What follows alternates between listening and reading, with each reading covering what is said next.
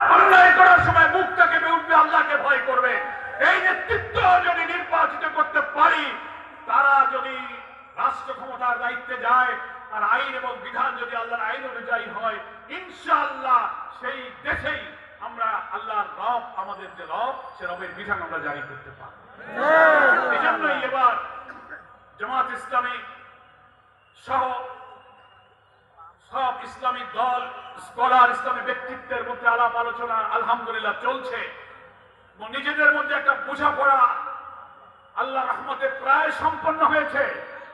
নির্বাচনের তফসিল ঘোষণার আগে আগে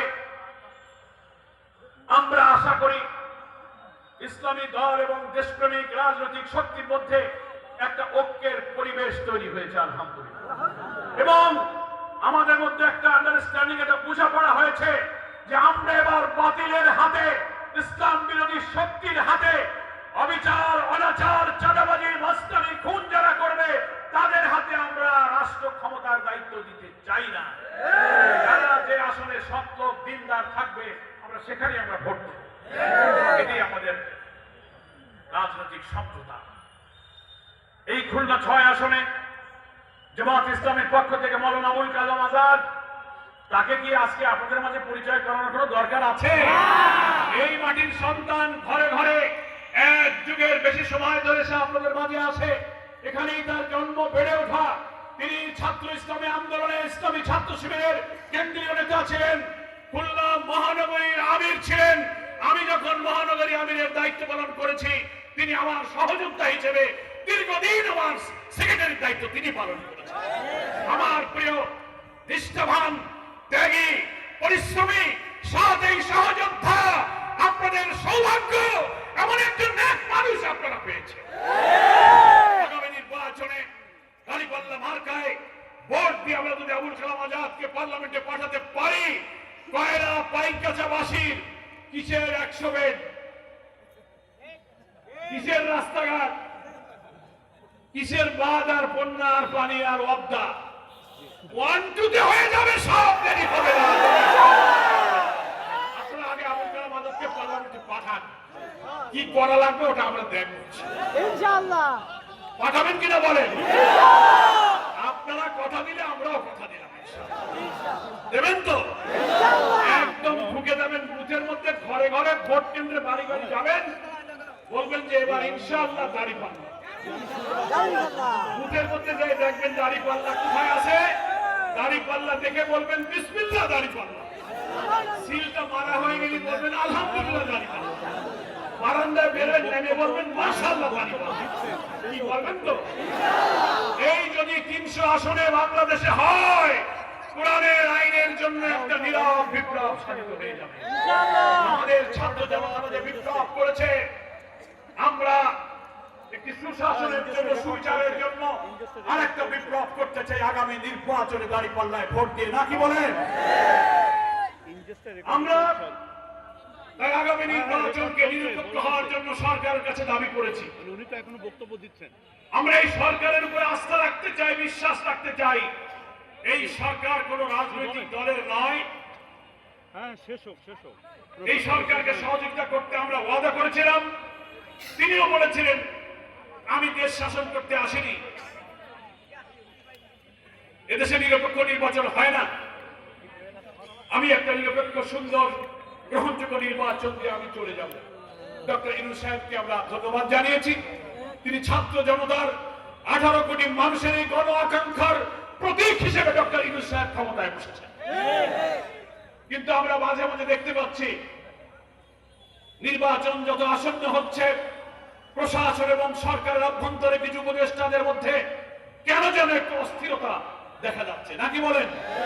থানার ওসি সাহেব, ইউনো সাহেব, ডিসি সাহেব, সচিবালয়, বিভিন্ন জায়গায় যারা আমরা রাষ্ট্রযন্ত্রের গুরুত্বপূর্ণ জায়গায় বসে আছেন, কখনো কখনো একটা বিশেষ দলের চাপে যেন তারা নথি স্বীকার করছেন, তাদের প্রভাব খাটিয়ে তাদের কথা শুনতে বাধ্য করা হচ্ছে। আমরা বলছি আমাদের কথা শুনতে হবে, আমরা তা বলিনি।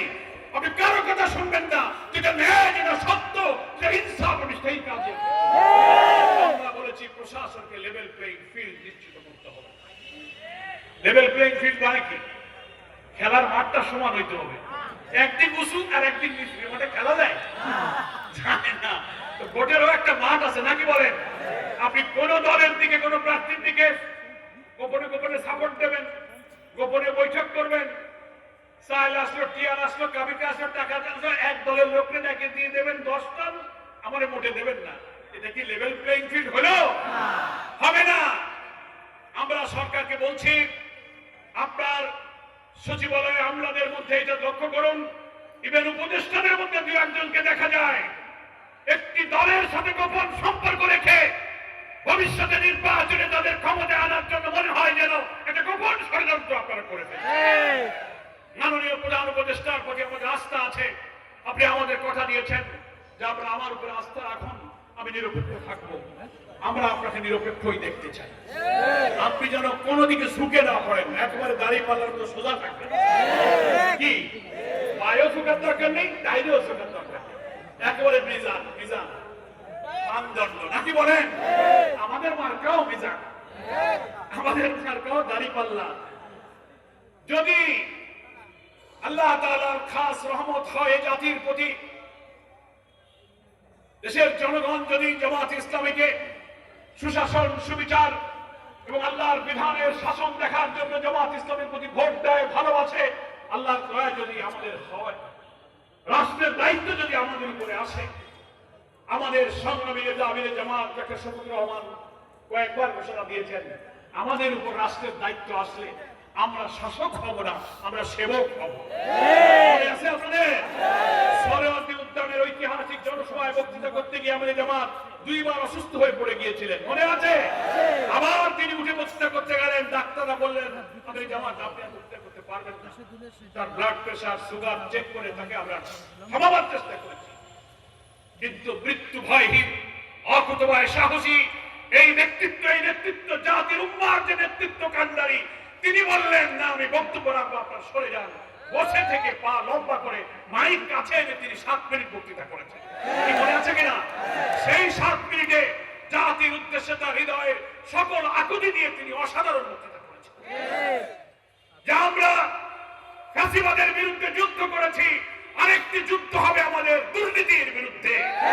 আমরা এমন এক ইনসাফপূর্ণ মানবিক সমাজ কায়েম করতে যাই যেখানে ছাত্র, শিক্ষক, কৃষক, বেকার, শ্রমিক, মুটে মজুর, কুলি, আমি সকলের বন্ধু হয়ে আমরা একটি সুশাসন কায়েম করতে চাই। উনি বলেছেন জামাত ইসলামী কোন লোক যদি এমপি হয়, মন্ত্রী হয়, সরকারের কোন গাড়ি, ট্যাক্স ফ্রি গাড়ি, সরকারের বাড়ি, সরকারি প্লট, সরকারি ফ্ল্যাট তারা গ্রহণ করবে না। শোনেন নিচে বক্তৃতা বলেছেন, হ্যাঁ উন্নয়নের জন্য অনেক সময় সরকারি অর্থ এমপিদের কাছে আনতে হয়, আসতে হয়, আসে। তখন উনি বলেছেন উন্নয়ন কাজে কোনো অর্থ যদি আমাদের কোনো মন্ত্রী, এমপি, জামাত ইসলামের এমপিরা, মন্ত্রীরা পায়, তিনি সেই উন্নয়নের কাজ সেই টাকা দিয়ে করবেন। কত টাকা তিনি পেলেন, কত খরচ করেছেন, জনগণের কাছে তাকে হিসাব দিতে হবে। আমি চ্যালেঞ্জ দিয়েছি, বাংলাদেশের কোন রাজনৈতিক দলের কোন নেতা সাহস করে এই কথা কি বলতে পারবেন যে আমার দলের নেতারা এমপি, মন্ত্রী হলে প্লট নেবে না, ফ্ল্যাট নেবে না, ট্যাক্স ফ্রি গাড়ি নেবে না? সাহস থাকলে এই ঘোষণা দেন, কেউ পারবেন না। পারবেন না এই কারণে পারবেন না যে এই আকামাত দুর্নীতির জন্যই তো আপনারা ক্ষমতায় আসে। এই কাম না করলে তো রাজনীতি করে লাভ থাকে কি, ঠিক কিনা বলে? পারবেন না। ফলে দুর্নীতি মুক্ত, চাঁদাবাজ মুক্ত একটি সমাজ যদি সম্ভব হয়, তাতে কোরআনের পতাকাবাহী দল যারা, আল্লাহ নবীর আদর্শের চরিত্র যাদের, তাদের পক্ষেই সেই শাসন কায়েম করা সম্ভব। এই জন্য আমাদের হাতে রাষ্ট্র ক্ষমতা আসলে আমরা সিদ্ধান্ত নিয়েছি আমাদের প্রথম কাজ হবে এই জাতির শিক্ষা ব্যবস্থাকে চরিত্র, নৈতিকতা, উৎপাদনমুখী, কারিগরি, মেধা, প্রজ্ঞা দিয়ে সাজিয়ে এমন এক সমন্বিত শিক্ষা করব। দেশের সেনাপ্রধান, প্রেসিডেন্ট, ডাক্তার, ইঞ্জিনিয়ার, কৌশলী, কল কারখানা শ্রমিকরা দক্ষ, চরিত্রবান, নৈতিক এমন একটা প্রজন্ম গড়ে উঠবে। শিক্ষা ব্যবস্থাকে পাল্টে দিলে গোটা জাতি সভ্যতা তখন পাল্টে। আমাদের প্রথম কাজ। দ্বিতীয় কাজ হবে আমাদের অর্থনীতিকে আমরা দুর্নীতি মুক্ত করব। বড় দুর্নীতি, ঘুষ। ওই বক্তৃতায় আমাদের আমিরে জামাত বলেছেন সেদিন সরাদি উদ্যানে, আমরা ঘুষ কাউকে নেব না, ঘুষ দিতেও দেব না। দুর্নীতি করবো না, দুর্নীতি দিতে দেবো। 5-7 বার 10 বার এই দেশ দুর্নীতিতে চ্যাম্পিয়ন হয়েছে। আমাদের অনেক পরে স্বাধীন হওয়া অনেক দেশ উন্নত হয়ে গেছে, তারাও আমাদেরকে বলে শুধু আপনাদের দেশ থেকে যদি দুর্নীতিটা আপনারা দূর করতে পারতেন তাহলে এই দেশ অনেক আগে উন্নত হয়ে যেত। আমাদের জামাত ওই মিটিংয়ে সেটা বলেছেন। ফলে আমাদের দ্বিতীয় যুদ্ধ হচ্ছে দুর্নীতির বিরুদ্ধে যুদ্ধ। অর্থনীতিতে, অফিস আদালতে, ভূমি অফিস, কাস্টম অফিস, খাজনা, কোর্ট কাছারি, ঘুষ ছাড়া ফাইল চলে না। আমার ফাইলের খবরটা কি? মামলা। তোমার ফাইল চলে না, গ্রিজ মোবিল তো লাগাও নাই, ফাইল চলে না। স্পিড বাড়ি দাও, স্পিড বাড়ি। স্পিড বাড়ি বোঝেন তো? ঘুষ খায় না, ঘুষ কইলে একটু খারাপ শোনা যায়। স্পিড বাড়ি মানে ফাইলটা চলার জন্য গতি বাড়াতে গেলে কিছু পয়সা দেয়। রাষ্ট্রের রন্ধে রন্ধে দুর্নীতির দানা বেঁধেছে। জামাত ইসলামীর হাতে যদি রাষ্ট্রের দায়িত্ব আসে, আমরা একটা corruption free economy, corruption free society আমরা ইনশাআল্লাহ উপহার দেব। আমরা সোশ্যাল জাস্টিস, সামাজিক সুবিচার, কোর্ট কাছারি, আদালতের মানুষ আর অবিচার জুলুমের শিকার হবে না।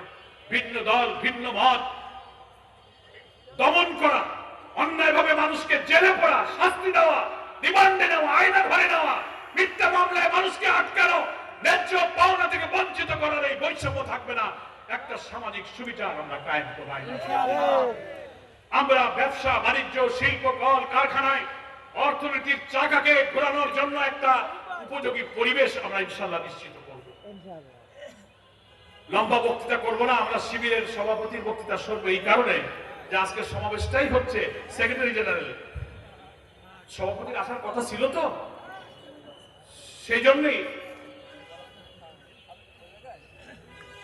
মনের মধ্যে সভাপতি ছিল, কিন্তু সভাপতির পক্ষে এসেছেন সেক্রেটারি জেনারেল। আলহামদুলিল্লাহ, ছাত্র যুব সমাবেশের উদ্দেশ্যে তিনি বক্তৃতা করবেন। আমরা এই বরকতময় রাষ্ট্র দেখার জন্য, চোখ দিয়ে দেখার জন্য একটু অপেক্ষায় আছি, নাকি বলেন? আমাদের কত শহীদেরা কত রক্ত দিয়েছে, মৃত্যু বয়সে কারাগারে ফাঁসিতে ঝুলিয়ে হত্যা করা হয়েছে। এরকম একটা বরকতময় রাষ্ট্র দেখার জন্যই তারা জীবনটা দিয়ে গেছে। শাহাদাতের আগে তারা বলেছে আমাদের রক্তকে তোমরা ইসলামী বিপ্লবের জন্য কাজে লাগাবে। আমাদের সামনে স্বাধীনতার 54 বছর পর সেই সুযোগ এসেছে। দেশের জনগণকে ঘরে ঘরে যদি এই সুশাসনের জন্য, বরকতময় রাষ্ট্রের জন্য আমরা দাওয়াত দিয়ে দাঁড়িপাল্লার পক্ষে ভোট আনতে পারি, আমাদের শহীদদের স্বপ্ন, 24 জুলাই যোদ্ধাদের স্বপ্ন ইনশাআল্লাহ আমরা পূরণ করতে পারি। আমার মা বোনেরা এখানে আছেন, হাজার হাজার মা বোনেরা পর্দার ভেতরে, তাদের কাছে আমার আবেদন থাকবে, এখন থেকে এই পাইকগাছা, কয়লার প্রত্যেকটি ভোট কেন্দ্রের এক এক ভোট কেন্দ্রে 4000, 5000 করে ভোটার আছে। সকালে হোক বিকাল হোক বাড়িতে বাড়িতে যাবেন, দাওয়াতি কাজ করবেন, পুরুষেরা যাবেন, মহিলারা যাবেন। আবুল কালাম আজাদের সালাম নিন, দাঁড়িপাল্লায় ভোট দিন। এই কথা বলা, ভোটকে দাঁড়িপাল্লার পক্ষে নিশ্চিত করে ভোটার কন্ট্যাক্ট করা, মিছিল করা, দাওয়াতি কাজ করা, মানুষকে ভালোবাসা, হিন্দু মুসলিম অন্য যে কোনো দলের লোককে আপন করে নিয়ে, যে আপনারা আগে তো সব শাসন দেখেছেন, একটা শাসন দেখতে বাকি আছে, সেটা হচ্ছে কোরআন সুন্নাহর আইন চালু হলে দেশটা কেমন চলে, এটাই শুধু দেখতে বাকি আছে। কি বলেন? অনেকে উদাহরণ দিয়ে বলছেন লাঙল দিয়ে অনেক জমি চাষ করা হয়েছে, বহু ধান বুনে ধানও হয়েছে, ধান কেটে নৌকায় টানা হয়েছে, কি পরিমাণ কাটা হলো দাঁড়িপাল্লা এবার মেপে দেখে। দাঁড়িপাল্লা এবার মাপতে হবে নাকি বলেন? লাঙলের চাষের জমি কত উর্বর, ধানের কত ফলন, নাকি বলেন? নৌকায় কি পরিমাণ ধান আনলেন, এটা কি দিয়ে মাপবেন? কি দিয়ে মাপবেন? দাঁড়িপাল্লা দিয়ে মেপে দেখবেন সমাজের জন্য আপনারা কতটুকু আগিয়েছেন। দেখলেন 54 বছরে যা তাই, যে লাউ সেই কদু, কি ঠিক না? যে যায় লঙ্কায় সেই হয় না, আমার কইলাম না। বলে আমরা বলছি যা আমরা দেখেছি তার দেখতে চাই না, নতুন কিছু দেখতে চাই। সেই নতুনের বাংলাদেশের জন্য এই দাঁড়িপাল্লায় আপনাদের কয়লা পাইকগাছা, এটা আমাদের বিজয়ী আসন, নাকি বলেন? বারবার আমরা এখান থেকে বিজয়ী হয়েছি। আমাদের বর্ষিয়ান শ্রদ্ধাভাজন একজন নেক মানুষ, একজন বুজুর্গতুল্য মানুষ হচ্ছে অধ্যক্ষ শাহ মোহাম্মদ রুহুল কুদ্দুস। মাটির মানুষ, নিরহংকার মানুষ, সৎ মানুষ, হৃদয় মন দিয়ে যিনি এই অঞ্চলের মানুষকে আপন করে নিয়েছিলেন, শারীরিক অসুস্থতা বার্ধক্যের কারণে আজকে তারই আরেক ভাই আমাদের সহযোদ্ধা আবুল কালাম আজাদকে আমরা এখানে দিয়েছি। আপনারা কি আমাকে কথা দিয়ে দেবেন যে আবুল কালাম আজাদকে আপনারা নির্বাচিত করবেন? যারা নির্বাচিত করে কাজ করতে রাজি আছেন হাত তুলে রাখুন। আজকে থেকে প্রতি ভোট কেন্দ্রে শুধু দাঁড়িপাল্লার আওয়াজ উঠবে। আমরা নতুন বাংলাদেশ দেখতে চাই, সেই দেশের নাম হচ্ছে মানবিক সমৃদ্ধ বাংলাদেশ। আল্লাহ তাআলা আপনাদের আমাদের সকলকে কবুল করুন। ওমা তৌফিকি ইল্লা বিল্লাহ। আসসালামু আলাইকুম ওয়া রাহমাতুল্লাহি ওয়া বারাকাতুহু। হাযা মা ইনদি ওয়াল ইলমু ইনদাল্লাহ আলাইহি তাওয়াক্কালতু ওয়া ইলাইহি উনীব। আসসালামু আলাইকুম ওয়া রাহমাতুল্লাহি ওয়া বারাকাতুহু।